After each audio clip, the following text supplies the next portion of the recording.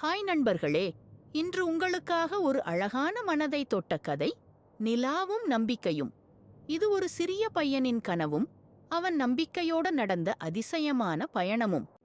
ஒரு பசுமையான மலையூரில் அரவ் என்ற சிறுவன் வாழ்ந்தான். அவன் ஒவ்வொரு இரவிலும் நிலாவை பார்த்து வியப்பான். அம்மா, ஒரு நாள் நான் அந்த நிலாவை தொட்டு பார்க்கணும் என்று உற்சாகமாக சொல்வான்.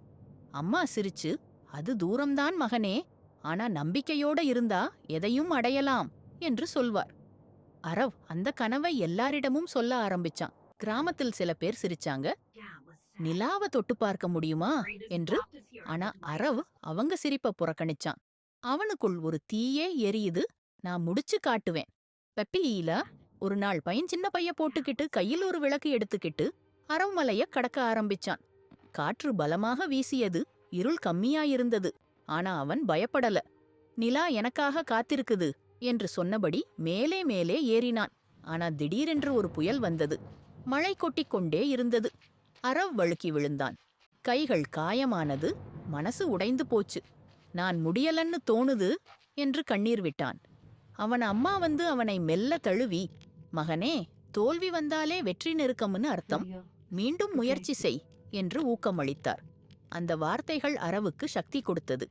அவன கண்ணீரை துடைத்து மனசுல ஒரு புதிய நம்பிக்கை வந்தது.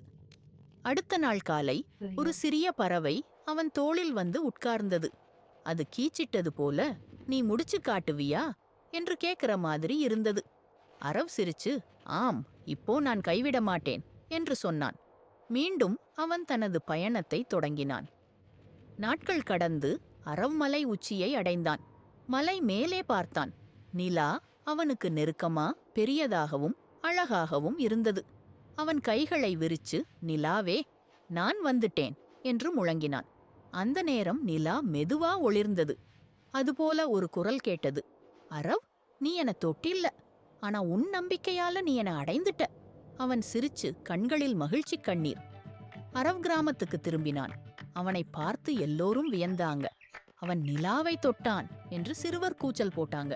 அவன் சிரிச்சு, நிலாவை தொட்டது என் கையால் இல்ல, என் நம்பிக்கையால தான். இந்த கதை நமக்கு சொல்லும் பாடம் என்ன தெரியுமா?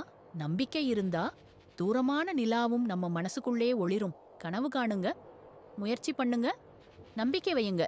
இது உங்களுக்கு பிடிச்சிருந்தா லைக் பண்ணுங்க, ஷேர் பண்ணுங்க மற்றும் இன்னும் அழகான கதைகள் கேட்க சப்ஸ்கிரைப் பண்ண மறக்காதீங்க.